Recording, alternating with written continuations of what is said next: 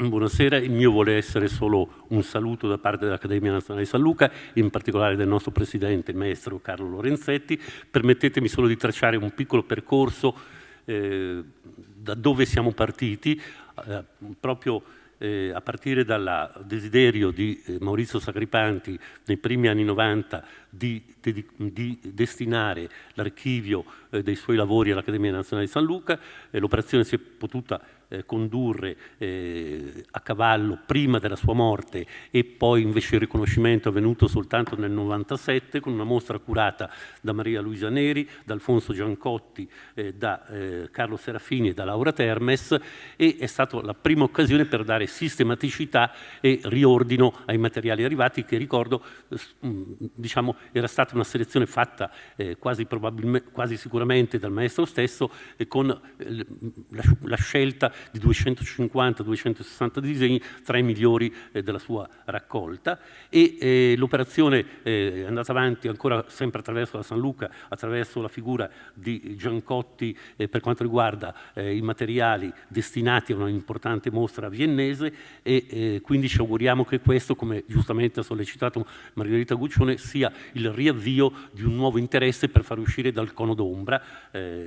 Maurizio Sacripanti, un maestro che ha scelto per molto tempo, forse per troppo tempo, questa idea di limitarsi alle sue poche amicizie, a parte il sodalizio con Mario Maffai o con i suoi più stretti collaboratori di studio, anzi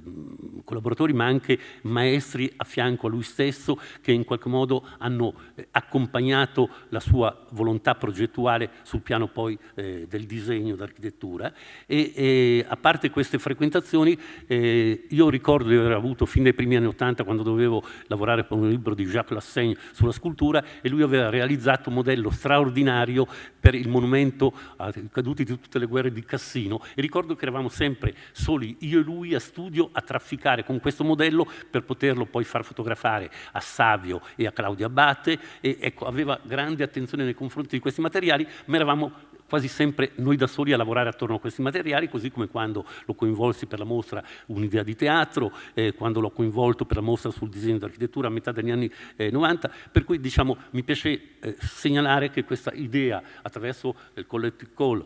di Margherita, del Maxi, eccetera, debba e sicuramente riuscirà. Per noi poi anche l'occasione, che mi pare si stia presentando a più riprese, di condivisione di iniziative con la struttura complessivamente del Maxi, da Giovanna Melandri a Margherita Guccione in particolare, con le cose di architettura, di cui siamo sempre più contenti, perché penso che siano forze che davvero debbono entrare in campo con il parallelismo delle proprie scelte culturali, ma anche con la contiguità e con la vicinanza dei materiali che custodiscono. Grazie.